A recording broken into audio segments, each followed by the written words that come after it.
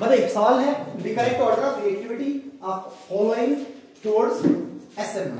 ठीक है, आपको ये बताना है कि क्या करेक्ट ऑर्डर रिएक्टिविटी का होगा इन गिवन सबस्ट्रेट्स में से SN1 की तरफ। ठीक है, अच्छा बेसिक बात आपको पता है, बेसिक बात आपको पता है, बताइएगा कॉन्सेप्ट आपको जो पता है वो क्या है। SN1 का रिएक्टिविटी किस पे डिपेंड करता है सर? SN1 का रिएक्टिविटी डिपेंड करता है जो कार्बोकेटाइन इंटरमीडिएट बनेगा उसकी स्टेबिलिटी पर। ठीक है, तो ये चीज आपको पता है, पहला important point, that is reactivity और रेट। मैं लिख लेता हूं, रेट और reactivity is directly proportional to stability of carbocation. It is directly proportional to stability of carbocation, stability of carbocation, and the factors which stabilizes these carbocations are plus GOC effect, that is plus I plus H and plus R, and inversely proportional to minus I minus H and minus R। ठीक है जी, जहां plus आई वाले, plus H वाले या plus are वाले group लगे होंगे वो कार्बोकेटाइन को स्टेबलाइज करेंगे, और जहां माइनस वाले लगे होंगे वो कार्बोकेटाइन को डिस्टेबलाइज करेंगे। ठीक है, तो आप क्या करोगे, जब कभी भी आपको ऑर्डर पूछा है या बहुत ज्यादा रिएक्टिविटी पूछा है कि सबसे रिएक्टिव कौन होगा, हम कुछ नहीं करेंगे, जो गिवन सबस्ट्रेट होंगे उन गिवन सबस्ट्रेट्स में से जहां पे भी आपका हेलोजन प्रेजेंट होगा उस हेलोजन को हटाएंगे, क्योंकि वो लिविंग ग्रुप है, वो ऐसे भी हटना है, और उस लिविंग ग्रुप को हटा के जो कार्बोकेटाइन बनेगा हम देखेंगे वो कार्बोकेटाइन सबसे ज्यादा स्टेबल किस में बन रहा है। जिसमें सबसे ज्यादा स्टेबल बनेगा उसका रेट फास्ट होगा, उसका रेट फास्ट होगा। बताइए पहले वाले में जो कार्बोकेटाइन बनेगा, क्या कुछ इस तरीके से कुछ नहीं करना, आपको लिविंग ग्रुप को हटाना है और उसकी जगह पे पॉजिटिव चार्ज लगाना है। ठीक है, ये कार्बोकेटाइन बनेगा, सही है, ये पॉजिटिव चार्ज। ठीक है, दूसरे वाले में बताइएगा कुछ इस तरीके से, this double bond and this positive charge, right. तीसरे वाले में बता दो, आई को हटा के यहां पे पॉजिटिव चार्ज, और फोर्थ वाले में इस आई को हटा के यहां पे पॉजिटिव चार्ज और यहां पे लगा लेता हूं मैं CH3, सही बनेगा। ठीक है, लिविंग ग्रुप हटा दिया हमने, ठीक है ना, इसको हटा दिया, इसको हटा दिया, इसको हटा दिया, इसको हटा दिया। ठीक है, अब जो सबसे ज्यादा स्टेबल कार्बोकेटाइन होगा वो डिसाइड करेगा रिएक्शन के रेट को, वो डिसाइड करेगा रिएक्टिविटी को। जिसमें सबसे ज्यादा स्टेबल कार्बोकेटाइन बनेगा वो सबसे फास्ट रिएक्शन दिखाएगा, उसका रेट सबसे फास्ट, उसका रेट सबसे। बताइए मुझे इन चारों को देखते हुए ये बता दीजिए सबसे स्टेबल कार्बोकेटाइन कौन सा होगा। एक और चीज ध्यान में रखना, एक और चीज ध्यान में रखना, मैंने कल भी कही थी, स्टेबिलिटी ऑफ कार्बोकेटाइन अगर आपके इंटरमीडिएट स्पीशीज एरोमेटिक बने, मतलब कार्बोकेटाइन अगर एरोमेटिक बने, कैसा बने, एरोमेटिक बने, इसको आप प्रेफरेंस दोगे। Aromatic carbocation is more stable then non aromatic, और सबसे लीस्ट स्टेबल एंटी एरोमेटिक, सबसे लीस्ट स्टेबल एंटी एरोमेटिक, इस चीज को भी ध्यान में रखना, सबसे लीस्ट स्टेबल एंटी एरोमेटिक, सबसे ज्यादा स्टेबल एरोमेटिक कार्बोकेटाइन। और एरोमेटिक आपको पता है जो हक्कल रूल को फॉलो करे, जो साइक्लिक हो, जो कंजुगेट कंप्लीटली कंजुगेटेड सिस्टम में प्रेजेंट हो, जो sp2 हो, प्लानर हो, सारे के सारे क्राइटेरियाज में। ठीक है ना, इसके क्राइटेरिया लिख लूं मैं, मोटे मोटे क्राइटेरिया अगर आपको ध्यान में हो, 4n + 2 पाई इलेक्ट्रॉन, सही है ना, 4n + 2 पाई इलेक्ट्रॉन हक्कल रूल को फॉलो करना चाहिए, मतलब उसमें कितने पाई इलेक्ट्रॉन होने चाहिए। अगर n का वैल्यू 0 पुट कर दूं तो 2 पाई, 1 पुट कर दूं तो 6 पाई, 2 पुट कर दूं तो 4 2 8 + 2 10 पाई, 4 का डिफरेंस लेके चलना, 2 से स्टार्ट करना, इतने पाई इलेक्ट्रॉन होने चाहिए। उसके बाद कैसा होना चाहिए, उसके बाद कैसा होना चाहिए, शुड बी साइक्लिक, साथ में लिख लेता हूं प्लानर, प्लानर कैसे देखोगे, हाइब्रिडाइजेशन देख लो, sp2 प्लानर हो जाएगा। ठीक है, उसके बाद तीसरी चीज कंप्लीट कंजुगेशन, कंप्लीट कंजुगेशन होना चाहिए। ठीक है, कंप्लीट कंजुगेशन होना चाहिए, right. So if the intermediate carbocation is aromatic in nature then it is very stable, ये जल्दी बनना चाहेगा, and the rate of reaction will be faster, the rate of reaction will be faster. बताइए पहले वाले में जो कार्बोकेटाइन जनरेट हो रहा है वो कौन सा कार्बोकेटाइन है। अभी अगर आपको कंजुगेटेड सिस्टम दिखाना, फिर डिग्री वेरी मत देखिए, डिग्री से ऊपर स्टेबल होगा। ठीक है, बताइए पहले वाले में कितने पाई इलेक्ट्रॉन दिख रहे हैं, 2 पाई इस साइड और 2 पाई उस साइड, कितने pi electron, 4 pi electron. Sir 4 pi electron किसकी श्रेणी में आता है, किसकी कैटेगरी में आता है, 4 पाई इलेक्ट्रॉन आता है आपके एंटी एरोमेटिक की कैटेगरी में, तब जब सिस्टम कंजुगेटेड हो, कंप्लीटली कंजुगेटेड हो, कंप्लीटली कैसा हो, कंजुगेटेड हो। ये फॉलो करते हैं 4n पाई इलेक्ट्रॉन रूल को, 4n पाई इलेक्ट्रॉन रूल को ध्यान देना। एंटी एरोमेटिक में और एरोमेटिक में एक चीज का अंतर है, वो है हक्कल रूल का। एरोमेटिक हक्कल को फॉलो करता है, एंटी एरोमेटिक हक्कल को फॉलो, बाकी सबके क्राइटेरिया फॉलो करता है, मतलब साइक्लिक भी होगा, कंप्लीटली कंजुगेटेड भी होगा और प्लानर भी होगा। बस एक चीज नहीं होगी, वो क्या है, हक्कल रूल।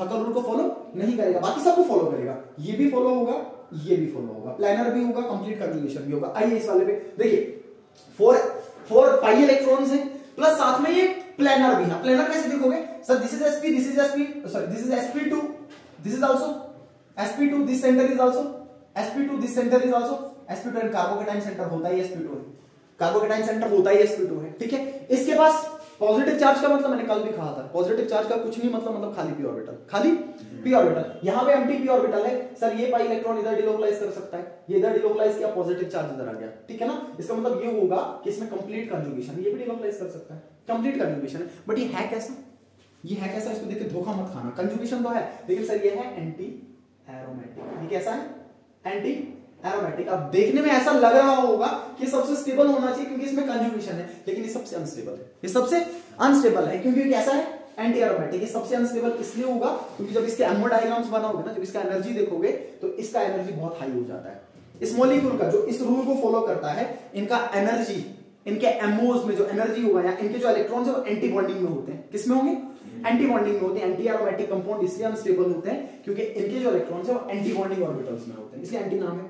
अब एंटी बॉन्डिंग ऑर्बिटल्स में इलेक्ट्रॉन होने के कारण इनका एनर्जी बहुत ज्यादा बढ़ जाता है। एनर्जी बढ़ने का मतलब स्टेबिलिटी घटता है। एंटी एरोमेटिक सबसे लीस्ट स्टेबल, एंटी एरोमेटिक सबसे लीस्ट स्टेबल। तो इसमें कंजुगेशन है, याद रखना इसमें कंजुगेशन है, बट ये लीस्ट स्टेबल है क्योंकि इसका एनर्जी बहुत हाई होता है, इसका एनर्जी बहुत हाई होगा। ये सबसे लीस्ट स्टेबल क्योंकि कौन सा कार्बोकेटाइन है, एंटी एरोमेटिक। कैसे पता चलेगा अपने को एंटी एरोमेटिक था सर, एक तो 4n इलेक्ट्रॉन इसमें प्रेजेंट थे, 4n पाई इलेक्ट्रॉन प्रेजेंट थे और प्लस ये सारे के सारे और कंडीशंस को भी फॉलो कर रहा है, तो कैसा हो गया, ठीक है, पहला एंटी एरोमेटिक। आइए दूसरे वाले पे, मुझे बताइए दूसरा कैसा है। देखिए ये दूसरा वाला जो आपका कार्बोकेटाइन है, यहां पे जो पाई इलेक्ट्रॉन प्रेजेंट है, जो पाई बॉन्ड प्रेजेंट है सर, ये पाई बॉन्ड कंजुगेट कर सकता है। मुझे बताइए जब ये कंजुगेट करेगा, अगर ये पाई बॉन्ड ऊपर शिफ्ट करेगा, क्या कुछ इस तरीके से बनेगा। ये पाई बॉन्ड कंजुगेट करवा दिया मैंने, ये पॉजिटिव चार्ज किधर बनेगा, इधर, और यहां पे आएगा डबल बॉन्ड, ठीक है।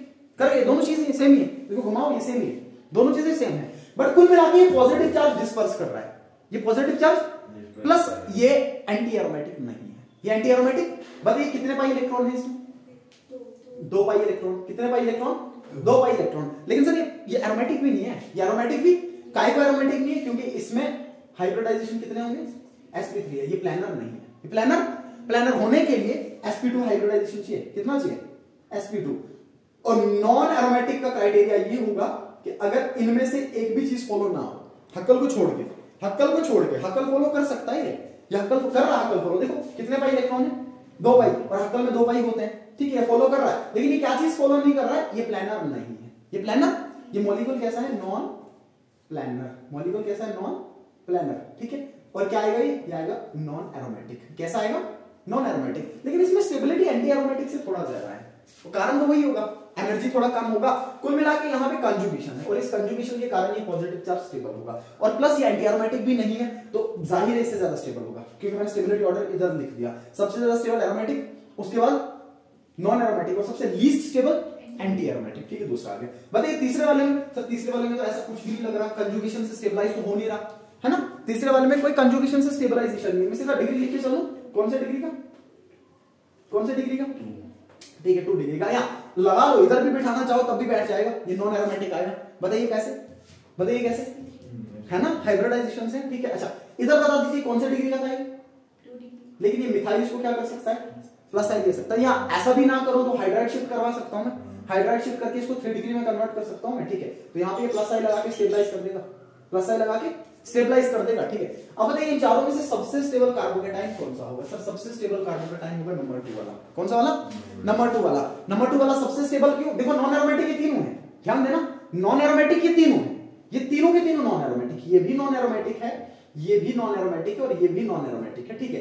बट इस वाले में कंजुगेशन है, इस वाले में क्या है, पार्शियल कंजुगेशन। कैसा कंजुगेशन, पार्शियल कंजुगेशन, जिसके कारण पॉजिटिव चार्ज डिस्पर्स कर रहा है। तो ये आगे सबसे स्टेबल, ये आगे सबसे स्टेबल आ गया। अगर ये सबसे स्टेबल है तो सबसे जल्दी यही बनना चाहेगा, और सबसे जल्दी ये बनेगा तो सबसे जल्दी रिएक्ट भी यही करेगा, ठीक है ना। अब बता दीजिए ये सबसे स्टेबल, इसका मतलब सबसे ज्यादा रिएक्टिविटी किसका होगा।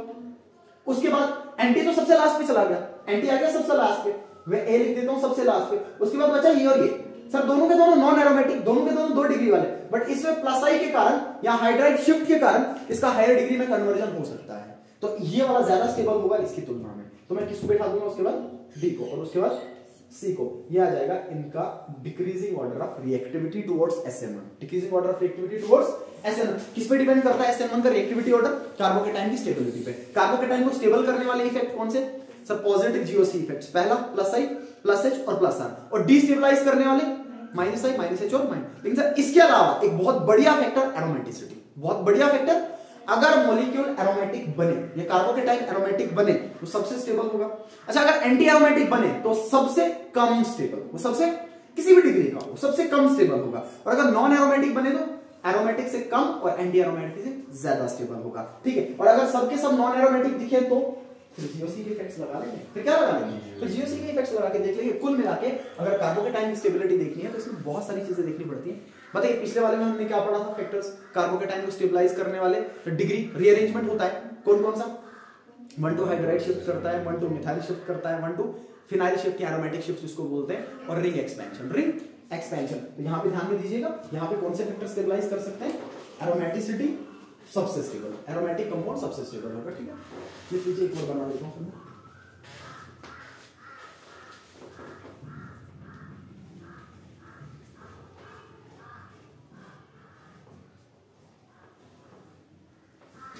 इसके बाद मैं वो वाला लिखा देता हूँ जिस बार नहीं लिखना था।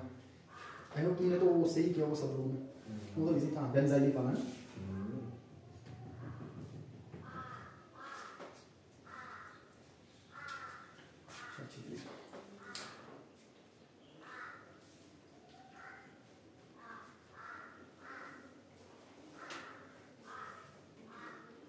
इन चीज़ों का ध्यान रखना क्योंकि सिलेबस का पार्ट है, एरोमेटिसिटी सिलेबस का पार्ट है। पॉसिबिलिटी है कि यहाँ से रिलेट करके सवाल आ सकता है, पॉसिबिलिटी है रिलेट करके सवाल पूछ लेगा।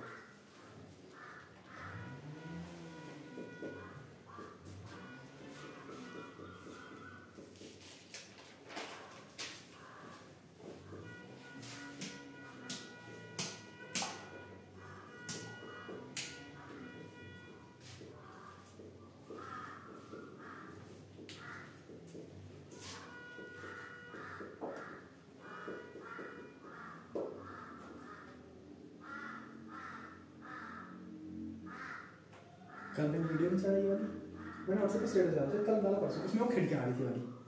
अब एक अपने साइड का बंदा, एक साकिब नाम है इसका, प्राण में उसकी शॉप है, ये कर्टन वर्टन सी शॉप है इसकी। कहता लाला वीडियो तो बहुत ज़बरदस्त है, एक कम कर इसकी खिड़की पढ़ दे रहे कोई बात नहीं, आऊँगा मैं। लिखिए बना दो एक और सवाल बना,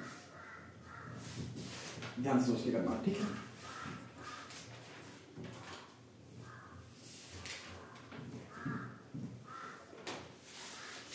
सेम सवाल।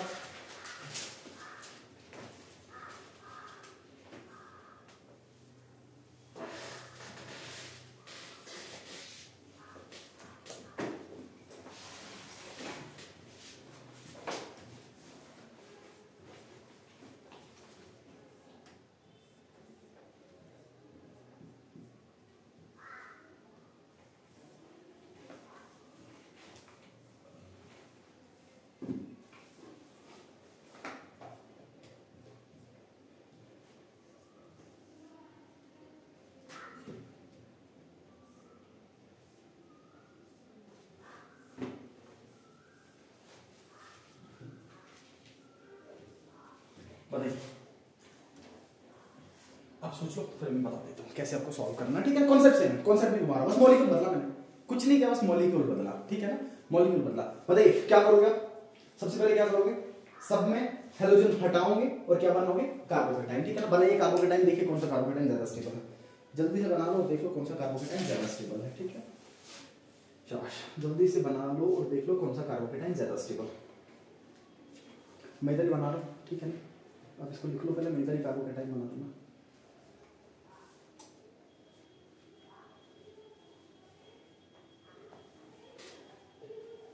तो ये आदत कौन है?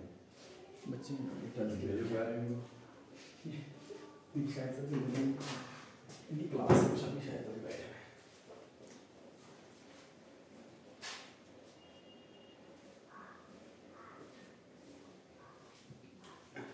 बना लिया मॉलिक्यूल, बना ली। मैं इधर कार्बोकेटाइन बना रहा हूँ, आप अलग से बना लीजिए। ठीक है, this carbocation, this carbocation, this carbocation and this carbocation.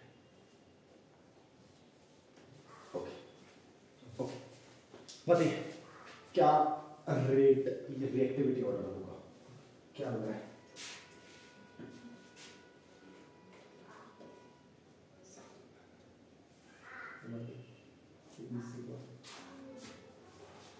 सात नंबर का देखना, 6 नंबर का बनाना है ना बिल्कुल सारे सात नंबर सब सात ही हैं।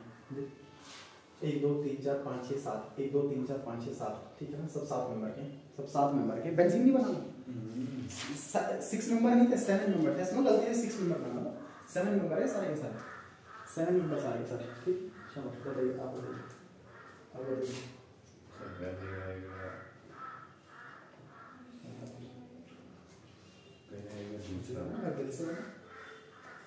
जबरदस्ती बना रही, दिल से बना तो जबरदस्ती बना रही। हम सब दिल से करें।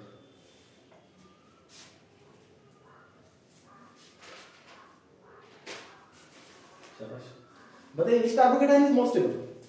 Which carbocation is most stable? चलिए आते हैं वापस पहले वाले पे। Sir, in the first carbocation, the number of pi electrons are 6. 6 pi electrons are there, right or wrong? 2 pi, 2 pi, 2 pi. 6 pi electrons are there. Every center is sp2. Every center is sp2. There is complete conjugation. The molecule is cyclic. That means this one is aromatic in nature. Very, very important. It follows Huckel's rule. This molecule is cyclic. This molecule is planar. There is complete conjugation. That means this molecule is aromatic. This carbocation is aromatic. This carbocation is aromatic. ठीक है, आइए second वाले पे। बताइए second वाले पे sir है तो नॉन एरोमेटिक। sp3 दिखा समझ जाओ नॉन एरोमेटिक है।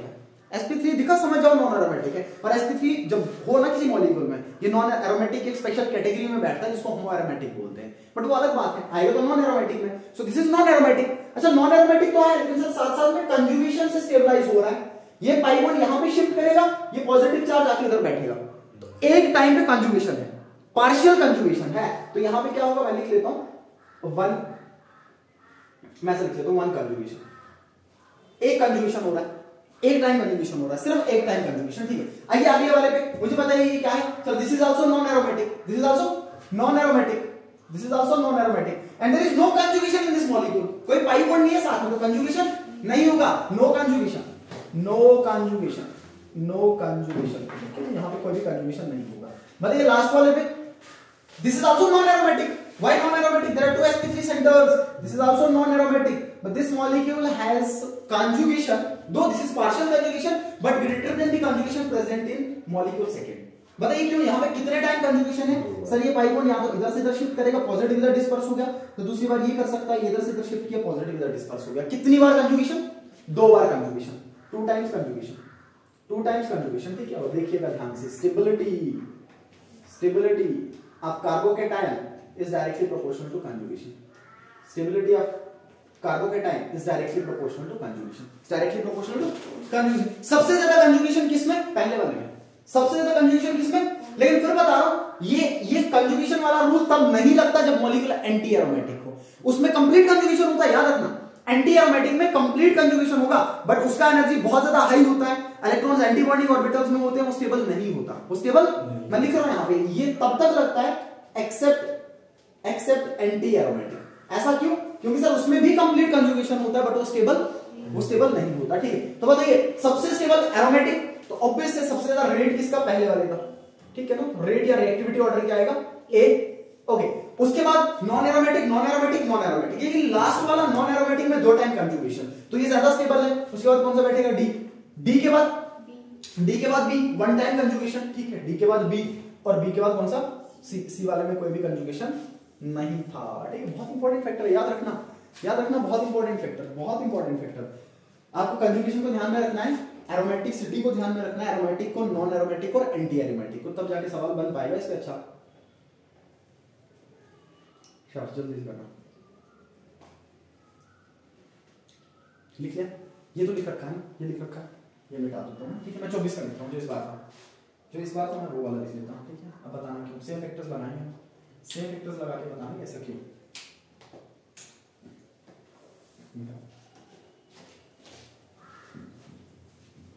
अब ऑर्डर नहीं पूछा था उसने, लेकिन मेरे को लग रहा है आगे चांसेस है कि ऑर्डर पूछेगा, पेपर टफ है ऑर्डर पूछेगा, एक नहीं पूछेगा, एक पे तो बंदा पहुंच जाता है आराम से, एक पे तो पहुंच जाएगा, ठीक है ना, ऑर्डर पूछा। अब इस वाला जो था वो आपको बताना था most reactive towards SN1, most reactive towards SN1, ठीक है ना, ये 2024। ठीक है, 4 मॉलिक्यूल्स दे रखे थे, आपको बताना था सबसे स्टेबल, सबसे रिएक्टिव कौन, ऑप्शंस लिख रहा हूं, ठीक है, कुछ इस तरीके से ऑप्शंस आगे पीछे हो सकते हैं, देख लीजिए।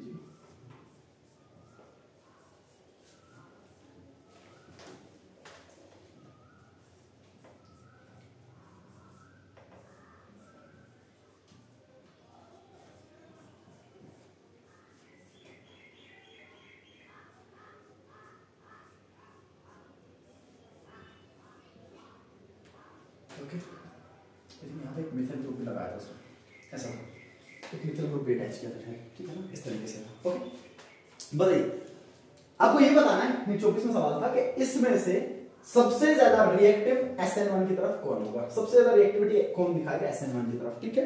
Again the deciding factor is stability of carbocation, again the deciding factor is stability of carbocation. और हम कुछ नहीं करेंगे, we have to eliminate this leaving group, इस लिविंग ग्रुप को हटाइए, इस लिविंग ग्रुप को हटाइए, इस लिविंग ग्रुप को हटाइए और इस लिविंग ग्रुप को हटाइए, जहां से हटाइए वहां पे कार्बोकेटाइन बना लीजिए, एकदम से स्टेबिलिटी पता चल जाएगा। बताइए पहले वाले केस में, जब पहले वाले केस में कुछ इस तरीके से कार्बोकेटाइन जनरेट होगा, दिस वे पॉजिटिव चार्ज लगा लिया मैंने यहां पे, ठीक है ना। अच्छा, दूसरे वाले में कुछ इस तरीके से, ठीक है, Br हटा दिया तो यहां पे आ जाएगा पॉजिटिव चार्ज। ओके, इस वाले केस में डायरेक्ट बेंजीन रिंग पे, फिनाइल रिंग पे, इस वाले केस में डायरेक्ट फिनाइल रिंग पे पॉजिटिव चार्ज, ठीक है। और इस वाले केस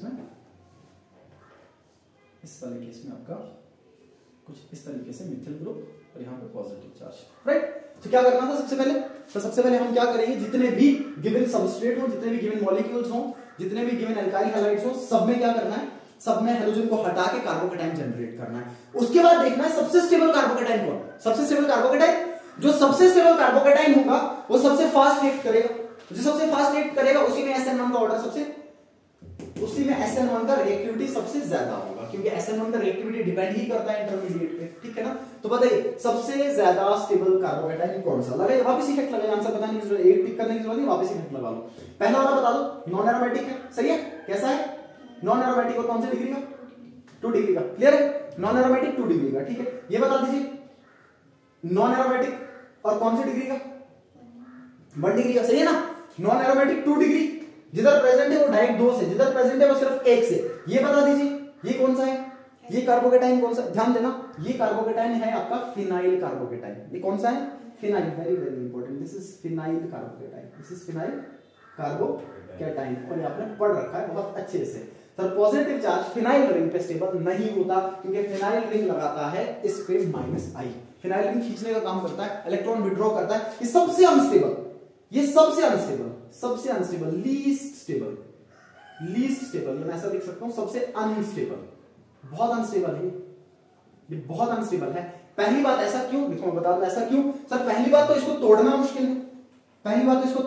है, सर काय को मुश्किल है, जो ब्रोमीन पे लोन पेयर होंगे, ये ब्रोमीन के लोन पेयर कंजुगेट करेंगे, जब कंजुगेट करेंगे यहाँ पे पार्शियल डबल बॉन्ड कैरेक्टर आएगा। सर इस पार्शियल डबल बॉन्ड कैरेक्टर होने के कारण एक तो इसको ब्रेक करना बहुत मुश्किल, और दूसरा जब ब्रेक कर भी लिया तो ब्रेक करने के बाद जो फिनाइल कार्बोकेटाइन बनेगा अनस्टेबल होगा। कैसा होगा, अनस्टेबल होगा, इसको तो सीधा बोल जाओ अनस्टेबल है, ठीक है। यहां पर बता दीजिए कौन सी डिग्री का, no doubt 2 degree, no doubt this is 2 degree, this is 2 degree. और सर ये जो 2 डिग्री है this is benzylic, this is, बताइए ये अल्काइल हैलाइड कौन सा था, बेंजाइलिक हैलाइड, कौन सा था, बेंजाइलिक हैलाइड। sp2 सेंटर के साथ, sp3 सेंटर के साथ जुड़ा था, जो sp2 के नेक्स्ट में था, और वो भी sp2 किसका, बेंजीन का। ये आपके पास है बेंजाइलिक कार्बोकेटाइन, बेंजाइलिक कार्बोकेटाइन। बताइए बेंजाइलिक कार्बोकेटाइन में क्या होगा, देखना ध्यान से। सर ये जो पाई बॉन्ड साथ में दिख रहे हैं इसको, ये पाई बॉन्ड इधर से इधर शिफ्ट करेगा, जब ये पाई बॉन्ड इधर से इधर शिफ्ट करेगा पॉजिटिव चार्ज यहाँ पे आएगा। अब जैसे ही पॉजिटिव चार्ज इधर आया, ये पाई बॉन्ड यहां से यहां शिफ्ट करेगा, पॉजिटिव चार्ज इधर आएगा, ये पाई बॉन्ड यहां से यहां शिफ्ट करेगा, पॉजिटिव चार्ज इधर आएगा, और जो डबल बॉन्ड यहां पे बना था वो वापस यहां से यहां शिफ्ट करेगा, पॉजिटिव चार्ज घूम के फिर इधर आएगा। कुल मिला के ये जो पॉजिटिव चार्ज यहां पे है, ये पॉजिटिव चार्ज पूरी रिंग में डिस्पर्स करेगा, पॉजिटिव चार्ज पूरी रिंग में डिस्पर्स करेगा। यहाँ पे कंजुगेशन है, यहाँ पे क्या है, कंजुगेशन है, यहाँ पे है कंजुगेशन, यहाँ पे है बहुत बढ़िया सा कंजुगेशन।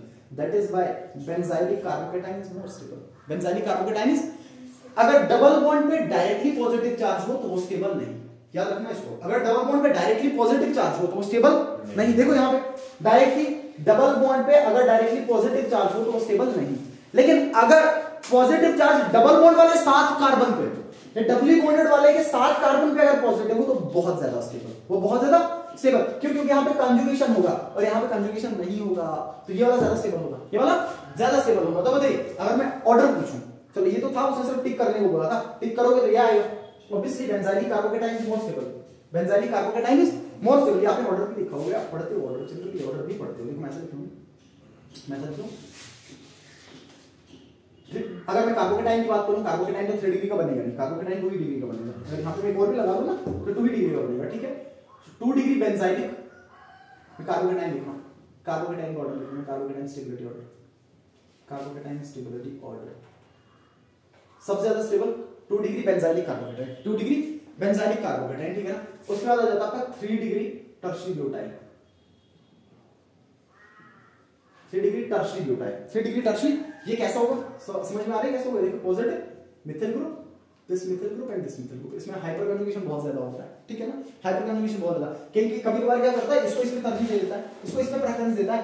3 डिग्री बेंजाइलिक ज्यादा होता है, फिर बता रहा हूं 3 डिग्री बेंजाइलिक ज्यादा स्टेबल होता है इससे, लेकिन कभी-कभार क्या करता है 3 डिग्री टर्शियरी ब्यूटाइलिक को इसमें प्रेफरेंस देता है कि 3 डिग्री टर्शियरी ब्यूटाइलिक ज्यादा स्टेबल है बेंजाइलिक से। दो इसमें कंजुगेशन है, इसमें रेजोनेंस है, इसमें सिर्फ हाइपर कंजुगेशन और इंडक्टिव है, ठीक है। उसके बाद 2 डिग्री, उसके बाद 1 डिग्री। जनरल ऑर्डर बता रहा हूं, इसके बीच में और भी चीजें आती हैं, इसके बीच में और भी चीजें आती हैं। यहां पे एक और चीज आती है, अगर आप देखना चाहो, that is allylic, right around allylic, allylic carbocation. Allylic का मतलब पॉजिटिव चार्ज इस कार्बन में है, उसके नेक्स्ट में डबल बॉन्ड होना चाहिए, तो वो डबल बॉन्ड क्या करेगा, कंजुगेट करेगा। डबल बॉन्ड क्या करेगा, कंजुगेट करेगा। मैं चालू बना लूंगा अभी, इसमें तो बेंजाइलिक दिया था, मैं वापस बना के सवाल पूछता हूं इस पे, ठीक है।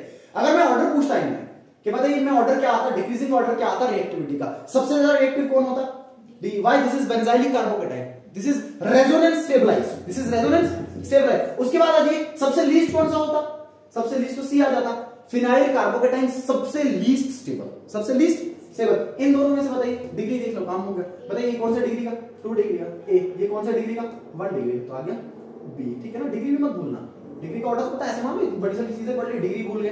3 डिग्री सबसे स्टेबल, उसके बाद और उसके बाद 1 डिग्री, उसके बाद 1 डिग्री। लेकिन इससे भारी फैक्टर कौन सा लगता है, इससे भारी फैक्टर लगता है कंजुगेशन वाला, रेजोनेंस वाला। कौन सा वाला, रेजोनेंस वाला, जिसमें आप क्या देखते हो, एरोमेटिसिटी। क्या देखोगे, एरोमेटिसिटी देखोगे, ठीक है। तो अगर ऑर्डर पूछ लेता तो ऑर्डर ये बनता, ऑर्डर पूछ लेता तो ऑर्डर ये बन जाता। और स्टेबिलिटी एक ही का पूछा था सिर्फ रिएक्टिविटी का, तो बेंजाइलिक सबसे रिएक्टिव, बेंजाइलिक सबसे रिएक्टिव। काहे को बेंजाइलिक सबसे रिएक्टिव, क्योंकि इसमें जो कार्बोकेटाइन जनरेट होगा वो कार्बोकेटाइन सबसे स्टेबल, वो कार्बोकेटाइन सबसे स्टेबल।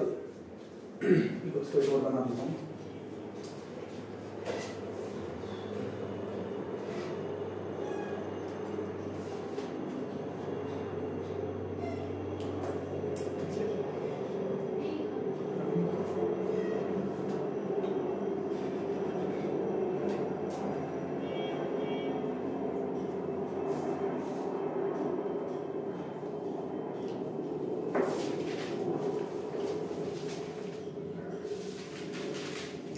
जिन्हें लिखा उनको मैं लिखवा देता हूँ, फिर बाद में तो सवाल, which one of the following, which one of the following, which one of the following will give white pippities faster, which one of the following will give white pippities faster on treatment with AgNO3, on treatment with AgNO3, on treatment with AgNO3, ठीक है ना। AgNO3 के साथ treat करने का question number लिखना है, faster white pippities with AgNO3, with AgNO3, ठीक है ना। ध्यान देना एक और बात का, अगर प्रेसिपिटेशन पूछे SN1 लगाना, अगर सॉल्वोलिसिस पूछे तब भी SN1, दो चीजें याद रखना। अगर प्रेसिपिटेट्स पूछे तब भी SN1 लगेगा, और अगर हाइड्रोलिसिस पूछे या सॉल्वोलिसिस पूछे तब भी कौन सा लगेगा, SN1 लगेगा। ठीक है, मैं 4 ऑप्शन दे रहा हूं आपको, ये अब व्हाइट पीपीटीज देख के तो समझ में आ रहा होगा सर AGCL निकलना है, व्हाइट पीपीटीज देख के समझ में आ रहा होगा AGCL, क्यों, क्योंकि AGCL की ही पीपीटीज व्हाइट रहेगी, सिल्वर नाइट्रेट के साथ ट्रीट करवा रखा मैंने। अगर मैं ऐसा बोल देता कि येलो, लाइट येलो पीपीटीज तो फिर AGBR बनता, और अगर मैं बोल देता कि डार्क येलो पीपीटीज बन रही है तो फिर कौन सा बनता, फिर बनता आपका AGI। ठीक है जी, देखिए 4 ऑप्शन बना रहा हूं।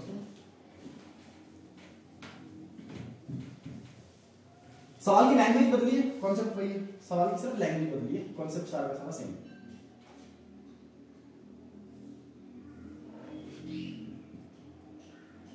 CL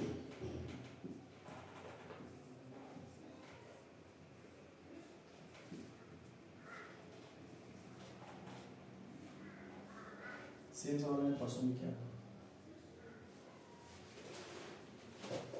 अब वही बात होगा, अब खुद से लगा, अब वही बोलने बैठे हुए।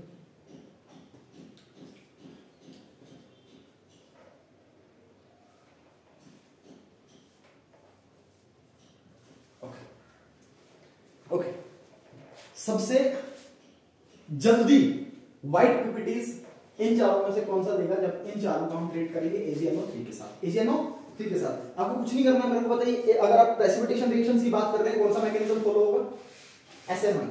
मुझे बताइए सबसे फास्ट पीपीटीज कौन देगा, सबसे फास्ट रिएक्ट करेगा, सबसे फास्ट रिएक्ट कौन करेगा, जिसमें कार्बोकेटाइन सबसे स्टेबल बने, जिसमें कार्बोकेटाइन सबसे, कुल मिला के कार्बोकेटाइन की स्टेबिलिटी देखिए, देखिए बताइए सबसे स्टेबल कार्बोकेटाइन कौन सा होगा, जल्दी से बनाओ और देखो। तो क्या मत मारना, जब तक मैं सारा सवाल समझ में आया तब तक तुक्के मत मारना, ठीक है ना, वरना तुक्के मारते रहोगे। जैसे इस बार सवाल था बेंजाइनिक, अगली बार सिर्फ वही रट लिया कि बेंजाइनिक ज्यादा स्टेबल होता है, सवाल की छोर आगे तो घूमते रहोगे। ठीक, कार्बोकेटाइन बनाए तुरंत, Cl को हटा के कार्बोकेटाइन बना लो और बता दो सबसे स्टेबल कार्बोकेटाइन कौन सा बन रहा है, सारे फैक्टर्स को ध्यान में रखते हुए।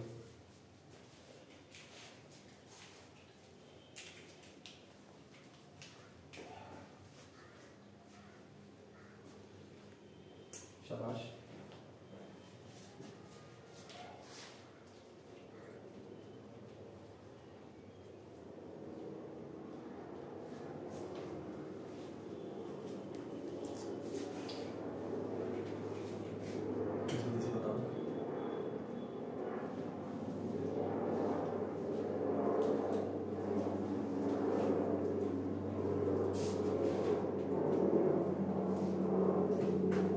ये टॉपिक आपको उधर भी कवर हो जाएगा जहां पे हमने कार्बोकेटाइन पढ़ने हैं, सेम ही चीज है।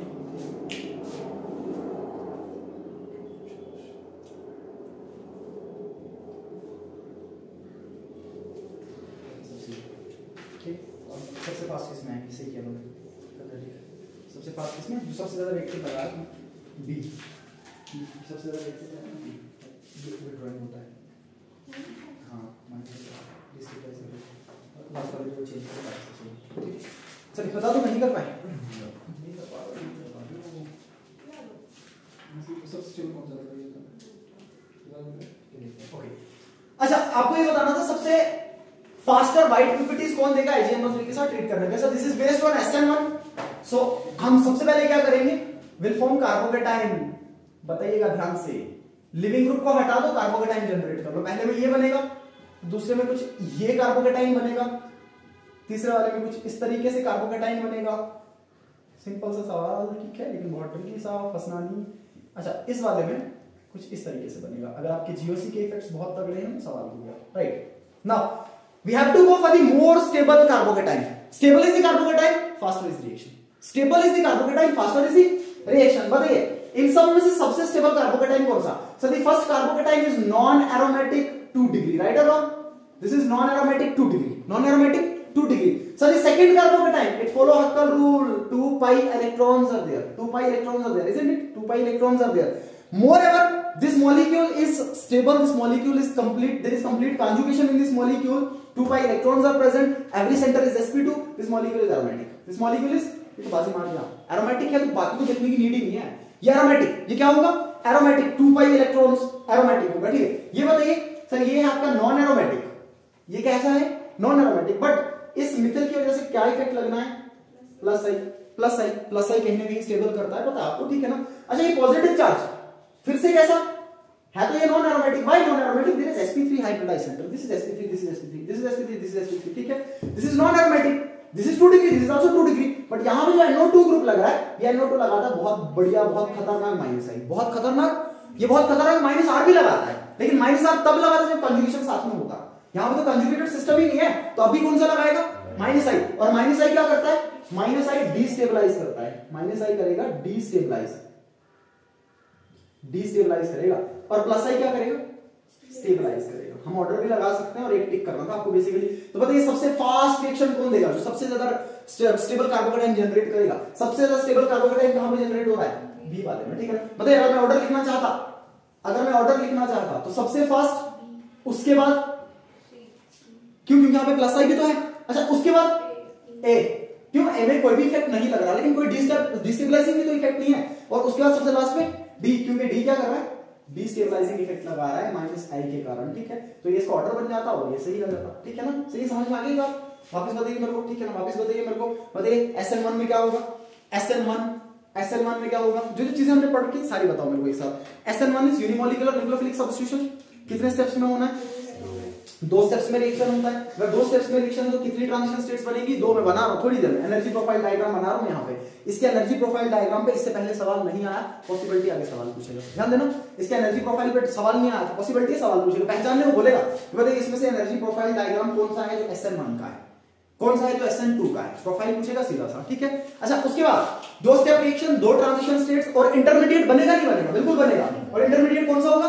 कार्बोकेटाइन। और यही डिसाइड करता है पूरी रिएक्शंस के रेट को, पूरी रिएक्शन की रिएक्टिविटी को, पूरे रिएक्शन के फेट को। Stable is the carbocation, faster is the reaction. Stable is the carbocation, faster is the reaction. इस पूरे का काइनेटिक्स सिर्फ किस पे डिपेंड करता है? कार्बोकेटाइन की स्टेबिलिटी पे, सबस्ट्रेट के टाइप पे, सबस्ट्रेट का नेचर कैसा था, 3 डिग्री था, 2 डिग्री था, 1 डिग्री था, क्योंकि उसी हिसाब से क्या जनरेट होना है? कार्बोकेटाइन जनरेट होना है, ठीक है। अच्छा मुझे ये बताइए SN1 रिएक्शन कौन से वाले न्यूक्लियोफाइल्स प्रेफर करते हैं देना? Weak nucleophiles. कौन से वाले? Week nucleophiles. SN1 कौन से न्यूक्लियोफाइल प्रेफर करते हैं देना? वीक न्यूक्लियोफाइल, ठीक है ना। 1-2 एग्जांपल मैंने बताया कि याद रखना। H2O जैसे OH नेगेटिव जनरेट होगा, ठीक है। उसके बाद CH3OH, CH3OH मिथाइल। अच्छा SN1 किन सॉल्वेंट्स की प्रेजेंस में होता है? Polar protic solvent, polar protic. अच्छा जब सॉल्वेंट खुद न्यूक्लियोफाइल की तरह बिहेव करे then those reactions are known as solvolysis reaction. Solvolysis and solvolysis always follow SN1 mechanism, याद रखिएगा। Solvolysis always follow SN1 mechanism, ठीक। And similarly precipitation also follow, precipitation also follow SN1, precipitation also follow SN1, ठीक है। ये भी SN1 को follow करेगा। अच्छा क्या होगा SN1 में? पहले स्टेप में हर एक चीज जरूरी है, छोड़ना नहीं कुछ भी, हर एक चीज जरूरी है, ठीक है। SN1 के पहले स्टेप में क्या होगा?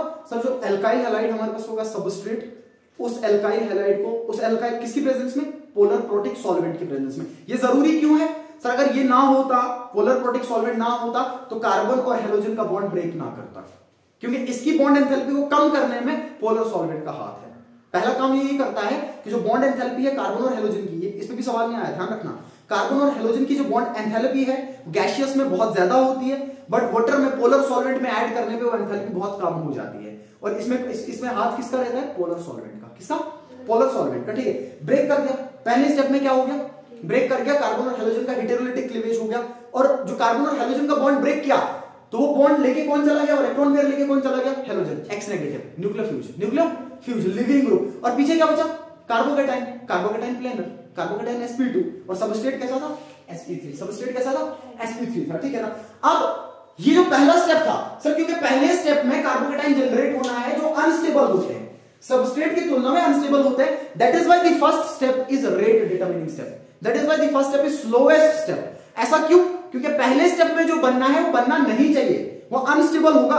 आपस में तुलना करने में कितना भी स्टेबल हो, देखो ये आपस में तुलना करने में कितना भी स्टेबल हो सर, ये इससे अनस्टेबल भी है, ये इससे फिर भी अनस्टेबल है, याद रखना। इससे फिर भी क्यों? क्योंकि इंटरमीडिएट है, रिएक्टिव इंटरमीडिएट है, तो बहुत कम शॉर्ट लाइफ टाइम के लिए बनता है, ठीक है।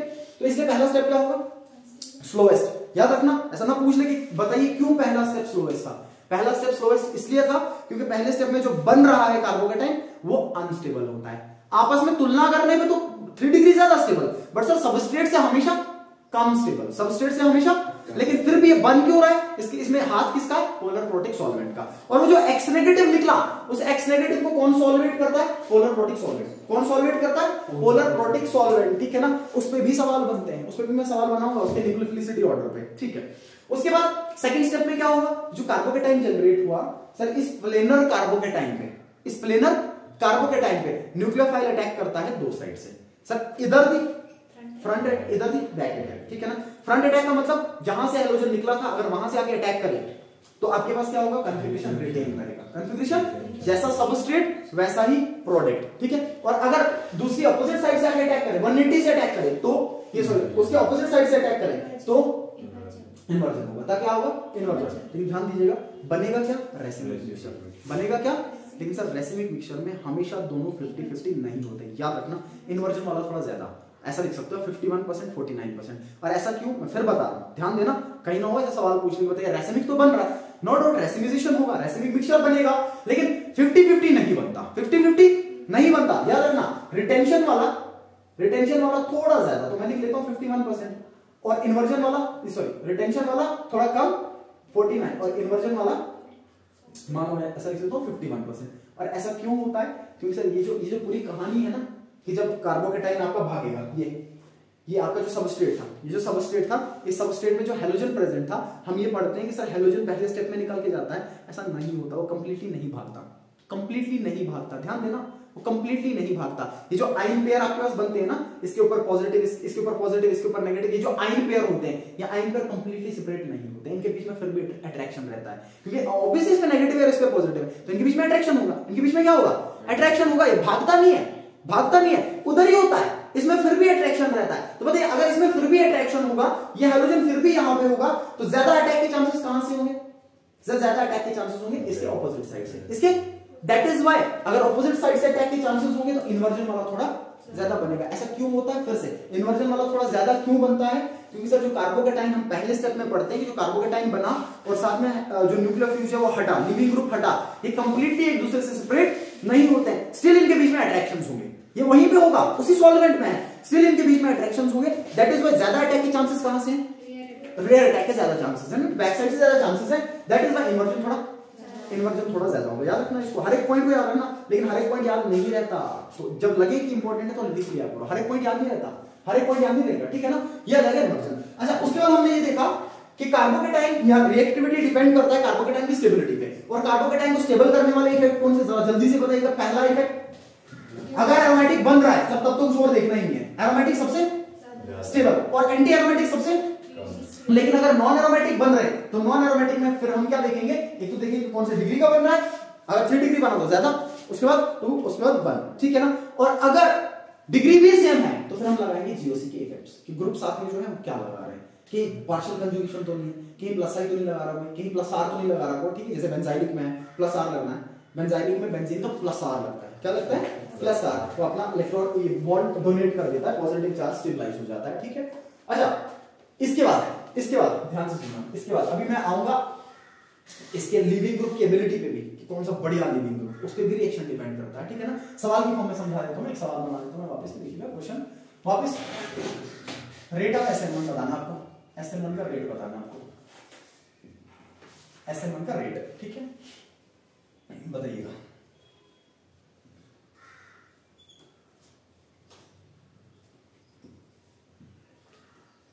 सीक्वेंस में बना देता हूं, इजी हो जाएगा।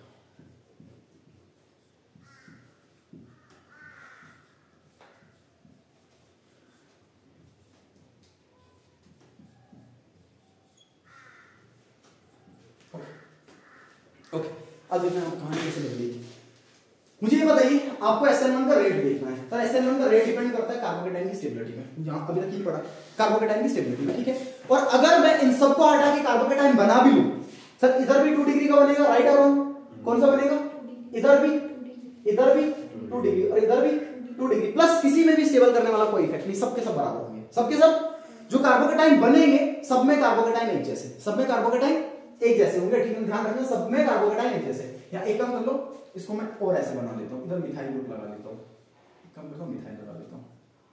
ऐसा मैं इसलिए कर रहा हूं, मैं बता दूं मैं ऐसा इसलिए कर रहा हूं क्योंकि सर जनरली जो SN1 का ऑर्डर होता है रेट का, वो 3 डिग्री सबसे ज्यादा होता है, उसके बाद ठीक है ना, जो SN1 का जनरल रेट है, जो SN1 का जनरल रेट है एल्काइल हैलाइड्स को, कार्बोकेटाइन्स को देखते हुए, वो है 3 degree, then 2 degree, and then इसलिए मैं क्या कर लेता हूँ 3 डिग्री बना लेता हूँ सारे के सारे, ठीक है ना, बताइए सारे के सारे 3 डिग्री, सारे के सारे 3 डिग्री, ये भी 3 डिग्री, ये भी 3 डिग्री, ये भी 3 डिग्री और ये भी 3 डिग्री, ठीक है। अब मुझे बता दो इनमें से सबसे फास्ट रिएक्शन कौन सा देगा? कार्बोकेटाइन तो सब में एक जैसा जनरेट होना है, ठीक है।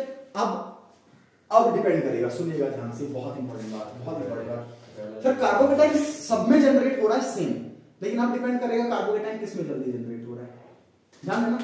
कार्बोकेटाइन सब में जनरेट हो रहा है सेम, लेकिन अब डिपेंड करेगा कार्बोकेटाइन किस में जल्दी जनरेट हो रहा है, किस में जल्दी जनरेट हो रहा है। मैं लिख लेता हूं यहाँ पे, एक तो कार्बोकेटाइन की स्टेबिलिटी पे, लेकिन यहाँ पे क्या है, यहाँ पे क्या है, यहाँ पे सब के सब कार्बोकेटाइन सेम, ठीक है ना।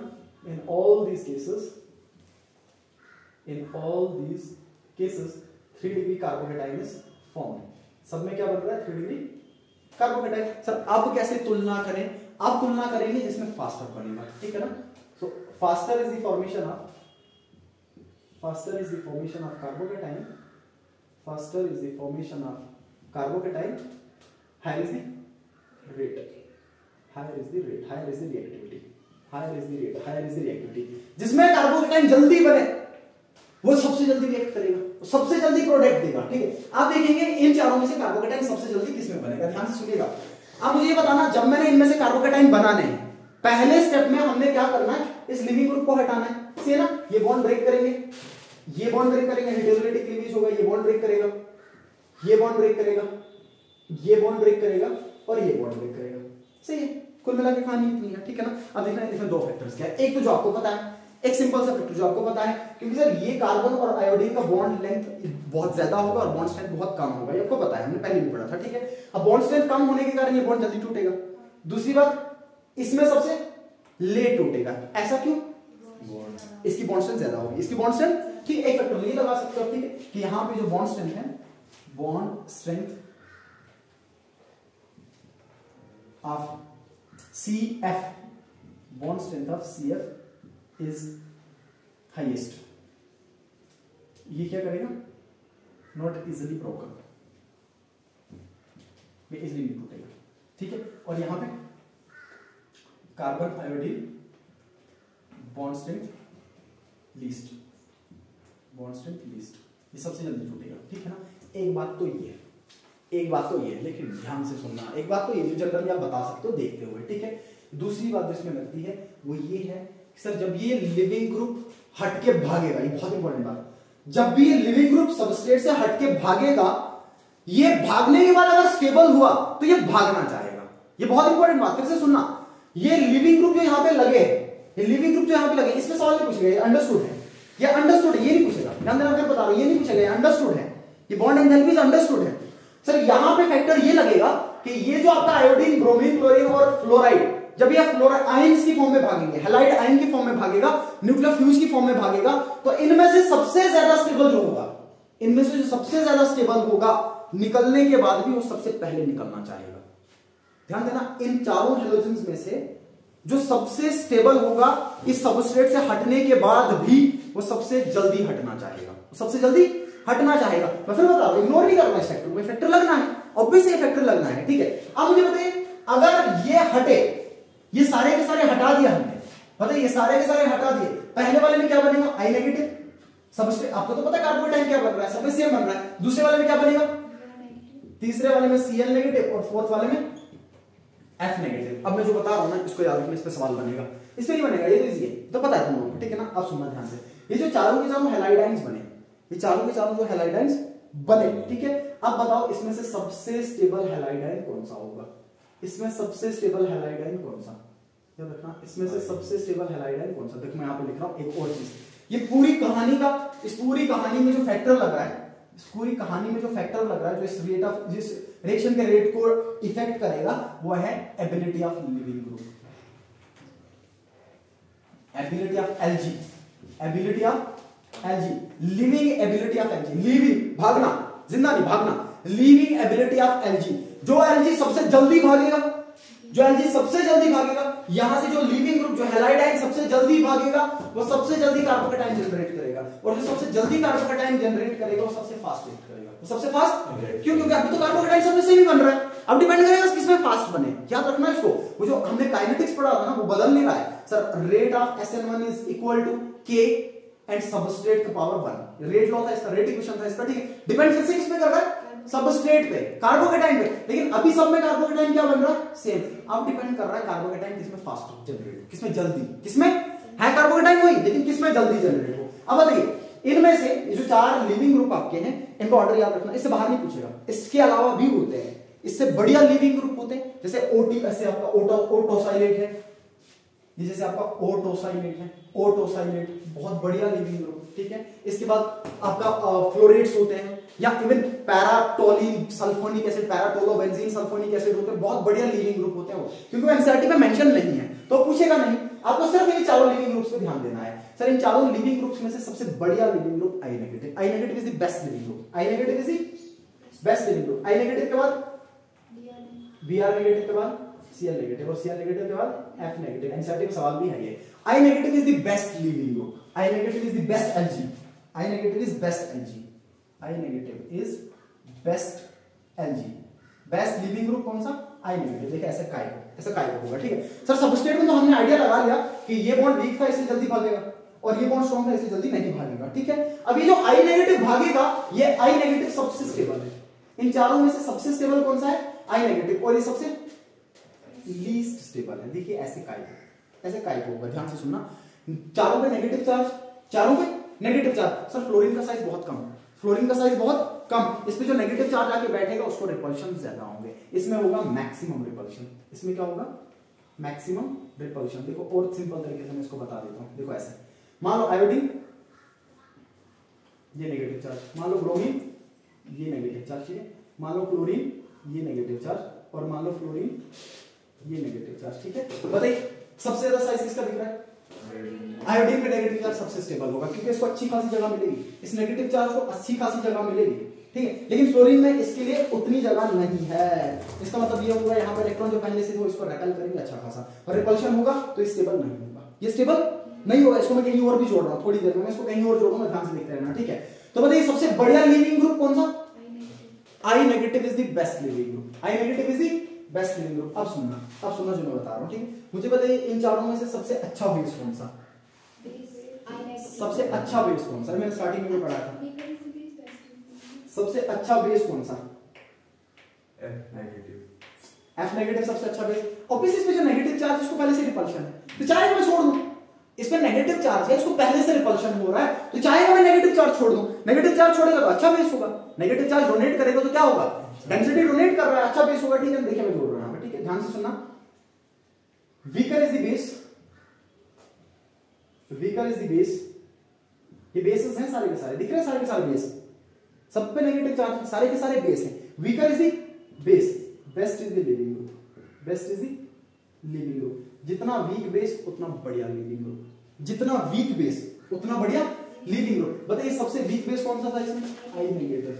सबसे वीक बेस कौन सा? I negative. तो मुझे बताओ यहां से यहां बेसिसिटी ऑर्डर क्या बनेगा? मैं पहले पढ़ाया है, मैंने ब्रूस लॉसेस में पढ़ाया था जहां पे हम HX पढ़ रहे थे। बताइए वहां पे मैंने ये बताया था आपको कि सबसे अच्छा एसिड कौन सा इन 4 में से?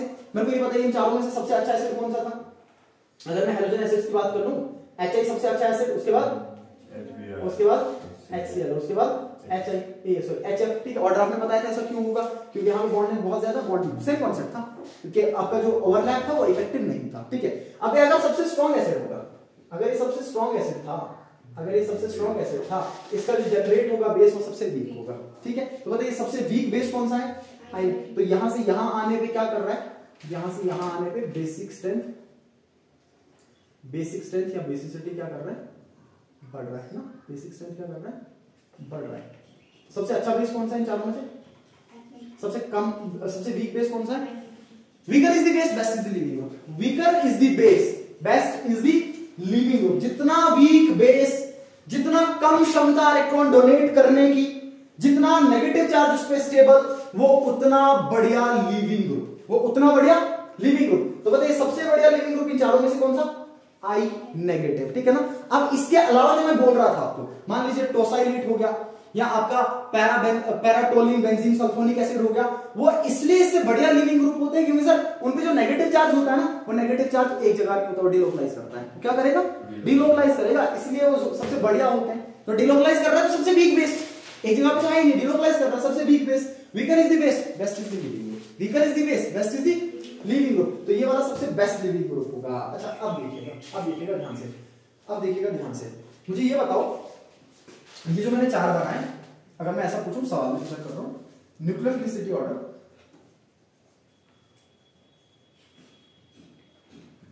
न्यूक्लियोफिलिसिटी ऑर्डर, ठीक है ना, बेस में और न्यूक्लियोफाइल में अंतर होता है, ध्यान देना, बेस में और न्यूक्लियोफाइल में अंतर होता है, ठीक है। Nucleophilicity order of halide ions in PPS, ये बता देना फिर खत्म कर दूंगा। न्यूक्लियोफिलिसिटी ऑर्डर, न्यूक्लियोफिलिसिटी ऑर्डर किसका? एक्स नेगेटिव का, एक्स नेगेटिव का, ठीक है, किसमें?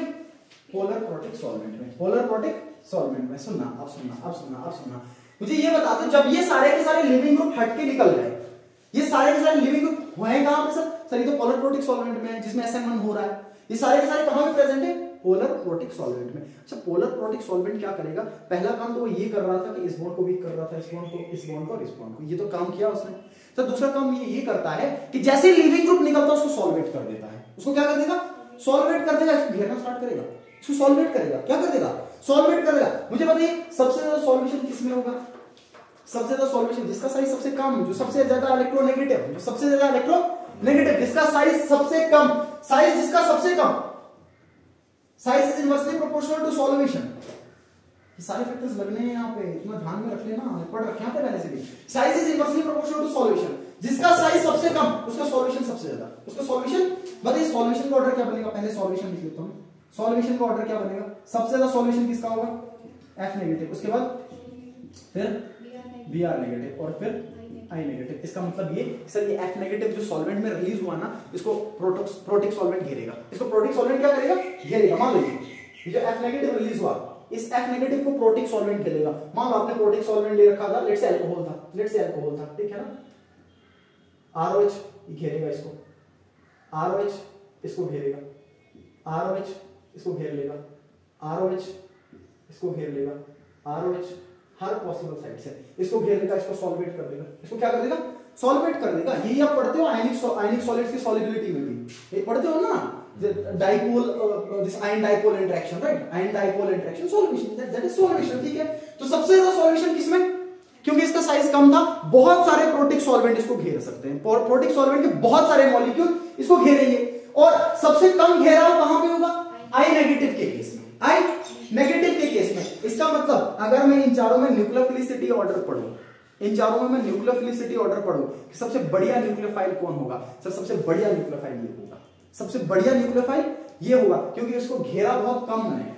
अगर इसको घेरा बहुत कम में है तो इसमें न्यूक्लियोफिलिक कैरेक्टर ज्यादा होगा, इसमें न्यूक्लियोफिलिक कैरेक्टर ज्यादा होगा। याद रखिएगा। बताइए न्यूक्लियोफिलिसिटी ऑर्डर क्या आएगा? न्यूक्लियोफिलिसिटी ऑर्डर, न्यूक्लियोफिलिसिटी ऑर्डर याद रखना, मैं फिर लिख रहा हूं, इसको मैं लिख रहा हूं वेरी इंपॉर्टेंट, इसको मैं लिख रहा हूं वेरी इंपॉर्टेंट, ठीक है। न्यूक्लियोफिलिसिटी ऑर्डर सॉल्वेशन का इनवर्स, न्यूक्लियोफिलिसिटी ऑर्डर सॉल्वेशन का इनवर्स। लेकिन सॉल्वेशन होता सिर्फ किधर है? पोलर प्रोटिक सॉल्वेंट में। एप्रोटिक में ऐसा नहीं होता, ठीक। तो बताइए ऑर्डर क्या बनेगा? I negative, then Br negative, then Cl negative and then F negative, ठीक है। इसका मतलब ये सर, ये बढ़िया से डोनेट कर पाएगा न्यूक्लियोफाइल, बहुत बढ़िया, न्यूक्लियोफाइल बहुत बढ़िया, न्यूक्लियोफाइल बहुत बढ़िया, ठीक है, न्यूक्लियोफाइल बहुत बढ़िया होगा, ठीक है। अब अगर यही कहानी में एप्रोटिक में पूछता तो क्या होता सर? क्योंकि एप्रोटिक में सॉल्वेशन नहीं होता, एप्रोटिक में सॉल्वेशन, तो उस टाइम पे बढ़िया न्यूक्लियोफाइल कौन होता? F नेगेटिव होता। उस टाइम पे बढ़िया न्यूक्लियोफाइल कौन होता? F negative. ये पूरी कहानी आपके सॉल्वेंट में बदलती है। गैसेस में पढ़ लो तो जो ऑर्डर बनता है वही, जो ऑर्डर बनता है वही। ये सारी कहानी कहां पे बदलती है? आपने एमीन्स में भी पढ़ा होगा, एमीन्स में जब आप बेसिसिटी पढ़ते हो, सॉल्वेशन में आके सारी कहानी बदल जाती है। जनरल ऑर्डर क्या पढ़ते हो गैसेस में? 3 degree amine is more basic than 2 degree than 1 degree. Solvation में आगे कहानी बदल गई, मिथाइल के केस में 2 3 1, इथाइल के केस में 2 1 3, पूरी कहानी बदल जाती है, ठीक है। सो सॉल्वेशन का बहुत बढ़िया प्रभाव पड़ता है। तो अब बता दीजिए एप्रोटिक में ऑर्डर क्या होगा? एप्रोटिक सॉल्वेंट में एपीएस लिख लेता हूं, एप्रोटिक सॉल्वेंट में पूरा लिखना, एपीएस में ध्यान देने वाला, ठीक है ना। एप्रोटिक सॉल्वेंट में इसी के न्यूक्लियोफिलिसिटी का ऑर्डर क्या बनेगा? F negative, then Cl negative, then Br negative and then I negative है because there is no solution. याद रखना इसको याद रखना बहुत इंपॉर्टेंट, ये भी सवाल बन जाए, ठीक है। तो ये आ जाएगा इसका न्यूक्लियोफिलिसिटी ऑर्डर, ठीक है। एक और बात इसमें और बता दूं मैं आपको, अगर आपके पास एक न्यूट्रल स्पीशीज है और उसी से जनरेट होने वाला एक एनाइन है, सर एनाइनिक वाले स्पीशीज ज्यादा न्यूक्लियोफिलिक कैरेक्टर रखते हैं as compared to neutral, as compared to neutral. मान लो मैं ऐसा लिख लूं, मान लो मैं ऐसा लिख लूं, आपके पास है लेट्स से ROH और एक है RO नेगेटिव, सही।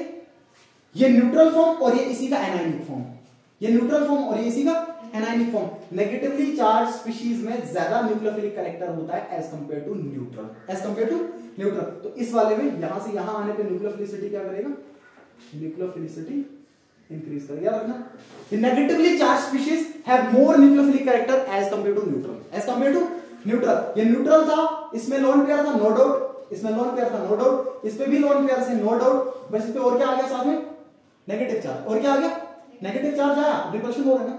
अब चाहे मैं डोमिनेट करूं जल्दी से, चाहे मैं अटैक करूं कहीं पे, चाहे मैं H पॉजिटिव को कहीं से खींचूं, मैं चाहेगा H पॉजिटिव को खींचूं, ठीक है ना, या इलेक्ट्रोफिलिक सेंटर पे अटैक करूं, न्यूक्लियोफाइल तो इलेक्ट्रोफिलिक सेंटर पे अटैक करना चाहेगा, तो ये क्या होगा, बहुत बढ़िया न्यूक्लियोफाइल। याद रखना negatively charge species are better या have more nucleophilic character than neutral, have more nucleophilic character than neutral. Neutral से ज्यादा न्यूक्लियोफिलिक कैरेक्टर किसमें होगा, आपके एनाइनिक स्पीशीज में, उसी से बनने वाला एनाइन, उसी से बनने वाला एनाइन, ठीक है। तो यहां पे कौन सा फैक्टर लग रहा है, यहां पे फैक्टर लग रहा है leaving group ability, leaving group ability. So which one is best leaving group, ठीक। ये तब लगाओगे, ध्यान से सुनना, ये तब लगाओगे जब कार्बोकैटाइंस आपके एक जैसे बने और प्लस हेलोजन अलग दे रखा हो, और ऐसा करेगा, ठीक है। लेकिन जब आपके पास मान लीजिए हेलोजन एक दो चेंज कर लिए, बाकी सब सेम है, फिर आप क्या करोगे, आई को भी प्रेफरेंस में लगाओगे और कार्बोकैटाइन को भी प्रेफरेंस में लगाओगे, आई को भी और कार्बोकैटाइन को भी प्रेफरेंस में लगाओगे, ठीक है। अब देखो, अब देखो, अब देखो, बढ़िया बात, ध्यान देना इसमें। तो बताइए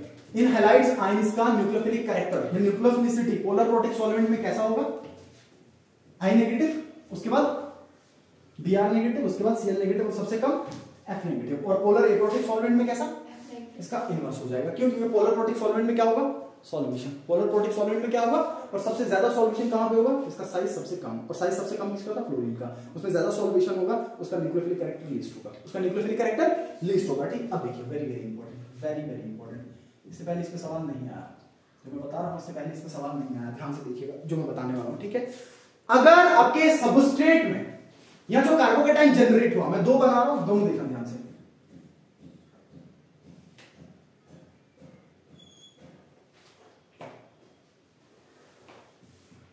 ऐसा लिख लेता हूं, ठीक है ना।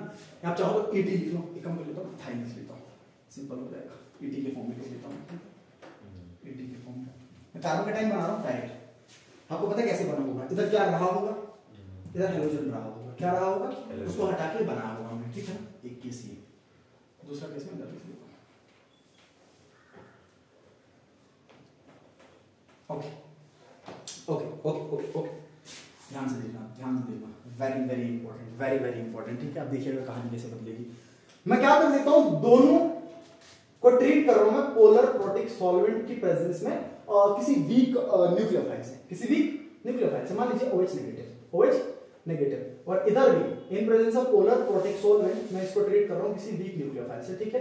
तो obviously this will follow and this will also follow.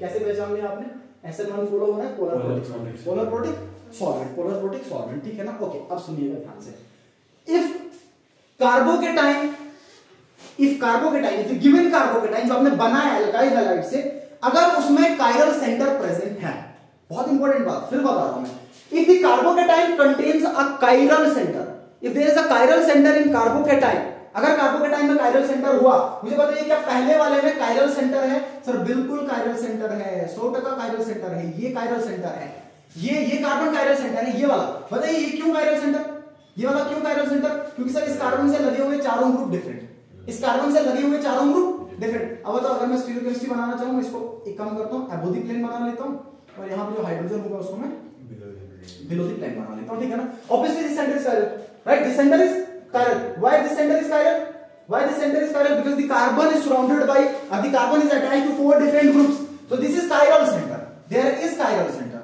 there is chiral carbon, there is chiral carbon. आइए नेक्स्ट वाले में मेरे को ये बताइए, क्या इसमें कहीं पे कायरल कार्बन दिख रहा है? अगर मैं इसको भी थोड़ा इस फॉर्म में बना लूं, क्या इसमें कहीं कायरल कार्बन दिख रहा है? ध्यान से देखिएगा, और हाइड्रोजन को मैं बिलो द प्लेन रख लूं, ऐसा रख लूं, ठीक है?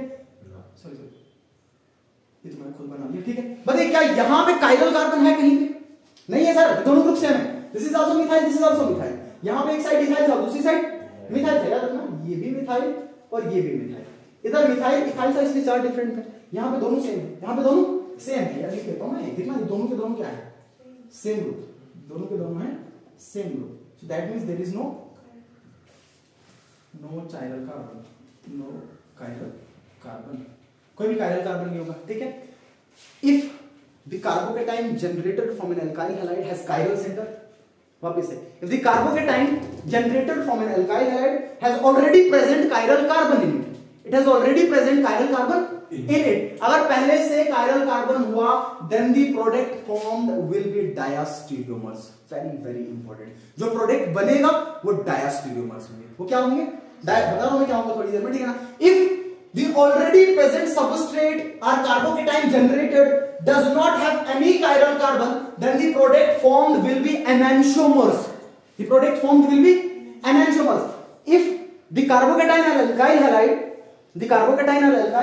contain a chiral center, already present chiral center, then the product formed will be diastereomers. Product formed will be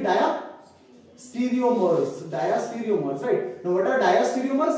Superimposable mirror images are in other terms non-mirror images, ठीक है? And if the substrate or carbocation does not contain any chiral center, then the product formed will be enantiomers. The product formed will be enantiomers. Product जो बनेगा वो कैसा होगा? एनांशियोमर होगा। देखिएगा कैसे, ध्यान से देखिएगा, ठीक है? मैं पहला बना रहा हूं। मुझे बताइए, ये जब OH नेगेटिव अटैक करेगा इस कार्बन सेंटर पे, तो ये OH नेगेटिव कहां से अटैक करेगा? सर इधर अपोजिट प्लेन, इधर बिलो द प्लेन। दो चांसेस है इसके पास, दो ऑप्शंस हैं, या तो अपोजिट प्लेन या तो बिलो द प्लेन, ठीक है? तो क्या मैं इस तरीके से बना लूं पहला वाला? देखिएगा कुछ इस तरीके से, ये आ गया आपका OH जिसने अटैक किया, ये nucleophile, incoming nucleophile, this is incoming nucleophile, right? And ये जो ऑलरेडी प्रेजेंट आपके पास था, ठीक है? एक ये बनेगा, राइट और रॉन्ग, एक ये बनेगा, ठीक है? बताइए इसी के साथ में दूसरा कैसा बनेगा? हाइड्रोजन नहीं दिखाया मैंने, अंडरस्टूड है, हाइड्रोजन नहीं दिखाया, अंडरस्टूड है, ठीक है? दूसरा कैसा बनेगा? सर ये जो अटैक किया, ये कहां से अटैक कर ले? बिलो द प्लेन से, और ये आपके पास इथाइल ग्रुप जैसा था वैसे, ठीक है? अब ये दोनों का आपस में क्या रिलेशन होगा? सर वो अपने को पता चलेगा इसकी कॉन्फ़िगरेशन निकाल के, वो है R और S कॉन्फ़िगरेशन निकाल के। कौन सा कॉन्फ़िगरेशन निकाल के? R और S कॉन्फ़िगरेशन निकाल के, ठीक है? अगर वापस बता रहा हूं मैं, अगर कॉन्फ़िगरेशन में बदलाव ना हुआ, मान लीजिए ये वाला आपका RS हुआ, बता रहा हूं मैं, फाइंड आउट करिए, लेकिन मैं बता रहा हूं, अगर ये वाला RS हुआ, या दो कॉन्फ़िगरेशन आएंगे ना, दो सेंटर्स हैं, अभी कितने काइरल सेंटर बने?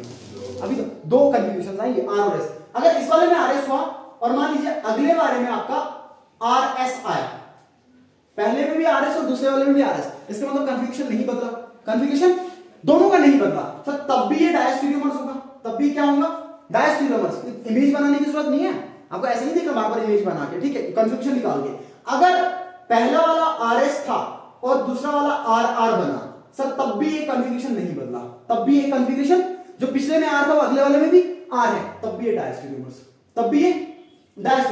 अगर पिछले वाला RS रहे और अगले वाले में ये S हो जाए और ये भी S हो जाए, तब भी ये कॉन्फ़िगरेशन नहीं बदला, तब भी ये डायस्टेरियोमर, अगर कॉन्फ़िगरेशंस नहीं, दो स्टीरियो आइसोमर्स होंगे, no doubt these are stereo isomers, अगर दोनों स्टीरियो आइसोमर्स में से किसी एक जगह पे कॉन्फ़िगरेशन सेम हुआ, ये आपस में डायस्टेरियोमर्स होंगे, ये आपस में। लेकिन अगर दोनों जगह कॉन्फ़िगरेशन बदला, मतलब अगर मान लीजिए आपके पास पहले R था और S था, और अगले वाले में सीधा क्या हो गया? SR हो गया, या पहले वाले में R और R था, अगले वाले में सीधा क्या हो गया? SS, या पहले वाले में S और S था, आगे क्या हो गया? R और R। These are known as enantiomers। सबसे सिंपल तरीका, सबसे कंफर्म तरीका, सबसे ठोस तरीका पता करने का कि वेदर आपके पास enantiomers बन रहे हैं, डायस्टेरियोमर्स बन रहे हैं। If the given alkyl halide or the carbocation has a chiral center, then the product formed will be diastereomers। The product formed will be, configuration निकाल के बताऊंगा अभी मैं, लेकिन if दिस सबस्ट्रेट, इतना डिटेल में नहीं पूछेगा नीट में, इतना डिटेल में नहीं पूछेगा। फिर बता रहा हूं, नीट में सिर्फ ये पूछ सकता है कि बताइए इन वालों में से किस वाले में डायस्टेरियोमर्स बनेंगे या इन वालों में से किस वाले में एनेंटियोमर्स बनेंगे, इतना पूछ सकता है, इससे वो आगे नहीं जाएगा। मैं फिर बता रहा हूं, आपको कन्फ्यूजन ढूंढने को नहीं बोलेगा, कन्फ्यूजन ढूंढने को नहीं बोलेगा, ये मैं बता रहा हूं, सिर्फ इस पे सवाल नहीं आएगा, मैं पहले ही बता रहा हूं, सिर्फ इतना पूछ सकता है, ज्यादा सवाल मॉडरेट करेगा, सिर्फ इतना पूछेगा कि बताइए किस वाले में आपका डायस्टेरियोमर बनेगा और किस वाले में एनेंटियोमर बनेगा, बस इतना पूछेगा। मैं फिर बता रहा हूं खुद से, इससे आगे नहीं जाएगा, इससे आगे नहीं जाएगा, नीट का वाले इससे आगे नहीं है, ठीक है। अब बता दीजिए इस वाले में कैसे बनेगा, इस वाले में पहला कैसे बना दूं मैं, सब कुछ इस तरीके से, यहां पे OH, राइट, यहां पे OH और यहां पे सॉरी ये बहुत ही प्लेन था ना, यहां पे मिथिल ग्रुप, यहां पे मिथिल ग्रुप, ओके, यहां पे मिथिल ग्रुप, ये ऐसे, ठीक है। अच्छा दूसरा वाला कैसा, ये कायरल नहीं है, लेकिन ध्यान देना ये कायरल नहीं है, ये कायरल नहीं है, कायरल सेंटर कितना आ रहा है इसमें, ये कायरल आ रहा है, इधर बताइए इधर कितने कायरल, ये भी कायरल और ये भी कायरल, इधर भी ये भी कायरल और ये भी कायरल, इस वाले में कायरल एक ही, ये कायरल नहीं है, दोनों मिथिल ग्रुप सेम है, दोनों मिथिल ग्रुप सेम, ठीक है। दूसरा बता दीजिए, दूसरा कैसा बनेगा इसमें, तो दूसरा इस तरीके से कुछ बनेगा, ठीक है ना, ये कैसा आ जाएगा, ये आ जाएगा OH और यहाँ पे मिथिल ग्रुप जैसा था, this is the methyl group, ठीक है।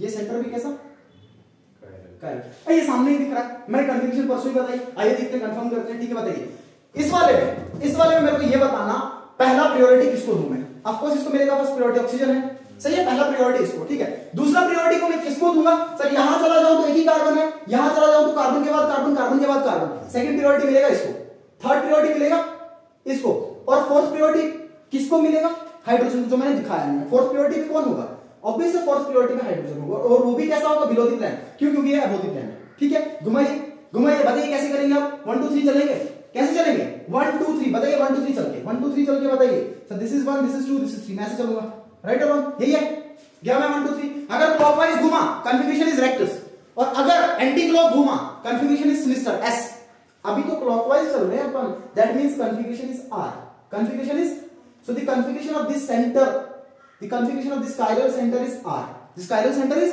R। अच्छा अगर ये fourth priority group below the plane ना होता तो फिर कन्फिगरेशन क्या आता, बदल के S, बदल के, that means fourth priority group should be below the plane, should be, आओ अगले वाले में, ठीक है। बताइए पहला किसको प्रेफरेंस, सेम 1 इसको, ठीक है, इधर बता दीजिए 2 इसको और 3, लेकिन इसमें मजे वाली बात ये है कि सर यहाँ पे जो हाइड्रोजन प्रेजेंट है वो हाइड्रोजन कहां पे है, इस सेंटर पे वो हाइड्रोजन कहां पे, अबोव द प्लेन, राइट ना, ये बिलो द प्लेन था। बताइए घुमाइए चक्री, फिर से 1 2 3 चलेंगे अपन, 1 2 3 क्लॉकवाइज घूम रहा है, कैसा आना चाहिए, but since the fourth priority group is present above the plane, the configuration will get invert, that is will get S configuration, कौन सा कन्फिगरेशन आएगा, S, कौन सा आ गया, पहले वाले में क्या था R, दूसरे वाले में क्या आया S, अगर कन्फिगरेशन कंप्लीट बदला then those are known as enantiomers, those are known as enantiomers, those are known as enantiomer, definition के हिसाब से नॉन सुपरइम्पोजेबल मिरर इमेजेस, मतलब एक डेफिनेशन है सीधा, ठीक है। तो ये आ जाएंगे आपस में enantiomers, so these are enantiomeric pairs, these are enantiomers, इस पे सवाल बनेगा, याद रखना, these are enantiomers। अच्छा अगर enantiomers को कैसे शो करते हैं, प्लस माइनस Dl, राइट और wrong, plus minus Dl, one is dex to another one is levo, one is dex to another one is levo, ठीक है ना। सो ये आ जाएंगे enantiomers। अब आओ ऊपर वाले में, अब देखते हैं ऊपर वाले की कहानी क्या होगी, ठीक है। अब इसमें दो सेंटर है, किसी एक का भी कन्फिगरेशन सेम रहा तो ये डायस्टेरियोमर्स होंगे, 1 बाय 1 लगाएंगे, जल्दी से लगाना झट से, इस पे आ रहा हूं, ठीक है ना, इस पे आ रहा हूं, बताइए दिस इज, ये तो निकालने में नीचे भी वैसे इधर से बता सकते, सेम ही आएगा ना इधर भी, बताओ ये क्या है, इस सेंटर पे क्या कन्फिगरेशन आएगा, इस सेंटर पे आएगा R, आएगा ना, ठीक, इस सेंटर पे क्या आएगा S, सर ये तो बदल रहा है, कोई चक्कर नहीं, तो बदल रहा है, ठीक है, इससे तो देख ही पाएंगे। अब इस पे आएंगे, इस सेंटर पे, मुझे बताओ क्या इन दोनों का कन्फिगरेशन सेम नहीं आएगा, क्या सेम नहीं दिख रहा, दोनों का कन्फिगरेशन सेम आएगा ना, देखो करके देख लो, देखो यहाँ पे हाइड्रोजन लगा रहा हूं मैं, बिलो द प्लेन होगा, यहाँ पे भी हाइड्रोजन काय पे बिलो द प्लेन होगा, क्योंकि यहाँ पे इथाइल अबोव द प्लेन है। तो मुझे बताओ क्या इन दोनों में कोई अंतर लग रहा है, इसके छुपा लो, क्या इस पार्ट में कोई अंतर लग रहा है, जो कन्फिगरेशन इसका होगा वही कन्फिगरेशन इसका, मतलब दोनों का कन्फिगरेशन सेम होगा, दोनों का कन्फिगरेशन सेम होगा, जो कन्फिगरेशन इस सेंटर का वही कन्फिगरेशन इस सेंटर का भी होगा, ठीक है ना। तो बताइएगा इस वाले का जो, लेट अस सपोज मैं फाइंड आउट नहीं कर रहा हूं, मैं डायरेक्ट लिख रहा हूं, ठीक है ना। मान लीजिए इसका कन्फिगरेशन R, इस सेंटर का भी कन्फिगरेशन R, या फाइंड आउट करने में इसका ऐसा है, तो इसका भी कितना आएगा, ठीक है, इसमें बदलाव नहीं आएगा। अब मैंने अभी कहा था अगर एक का R हो, एक का R हो और दूसरे का कितना हो जाए आर एस हो जाए और इनमें से एक भी सही रहा, इनमें से एक भी सेम रहा, ठीक है। देखो आर आर है और आर एस, अगर एक भी चेंज ना हुआ then those are known as, so these are diastereomers, these are diastereomer. और डायस्टेरियोमर्स को हम इस फॉर्म में नहीं लिखते, डायस्टेरियोमर्स को इस फॉर्म में नहीं लिखते। क्यों? डायस्टेरियोमर्स क्या नहीं करेंगे सर, ये थोड़ी ना पीपीएल को रोटेट करने वाले, स्टीरियो आइसोमर्स तो बनेंगे, स्टीरियो आइसोमर्स तो बनेंगे, बट ये होंगे डायस्टेरियोमर्स। ये क्या होंगे? डायस्टेरियोमर्स। तो मुझे बताइए, ये जो आपके पास गिवन सबस्ट्रेट हो, if the given alkyl halide is chiral, are the carbocation generated is chiral or it contain a chiral center, the carbocation is not directly chiral, carbocation chiral नहीं होगा, the carbocation center, carbocation direct नहीं होगा, but any carbon present in that carbocation, if carbocation contain any carbon center which is chiral, then in that case the product formed will be enantiomeric pairs, the product formed will be diastereomeric pairs। लेकिन अगर alkyl halide में आपका carbocation में या alkyl halide में कहीं पे भी कोई भी कायरल सेंटर ना हुआ तो उस टाइम पे जो प्रोडक्ट बनेगा वो होंगे एनांटियोमर्स। वो क्या होंगे? एनांटियोमर्स होंगे। कायरल सेंटर अगर पहले से हुआ प्रोडक्ट में 2 कायरल सेंटर मिलेंगे, और अगर कायरल सेंटर पहले से नहीं हुआ तो प्रोडक्ट में 1 कायरल सेंटर मिलेगा, और जो कायरल सेंटर मिलेगा उसमें रिटेंशन वाला भी होगा और इमर्जन वाला भी होगा। अगर एक का कन्फिग्रेशन आर दूसरे का कन्फिग्रेशन एस, इसलिए क्या हो जाएंगे?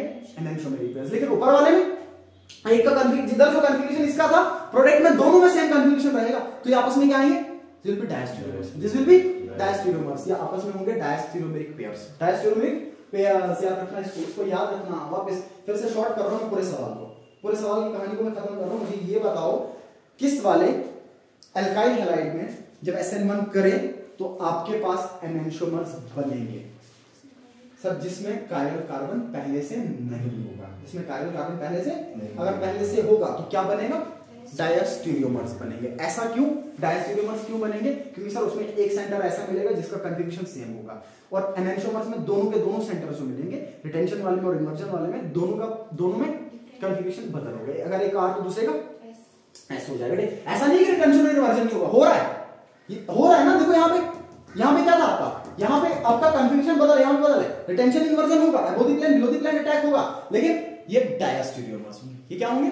डायस्टेरियोमर्स। ठीक है, कहानी समझ में आई? कहानी समझ में आई? याद रखना, इतना सा पॉइंट याद रखना। फिर बता रहा हूं, इतना डिटेल में नहीं जाएगा, मैं वापस बता रहा हूं, इतना डिटेल में नहीं जाएगा। ये डिटेल में पता कहां जाता है? ये गेट के सिलेबस में जाता है या जेई के सिलेबस में जाता है, वो भी एडवांस में शायद, ठीक है, इस वाले में। लेकिन ये चीज याद रख लेना कि डायस्टेरियोमर्स कब बनेंगे और एनांटियोमर्स कब बनेंगे, ठीक है? लिख लिया? जल्दी करना, टाइम कितना टाइम है?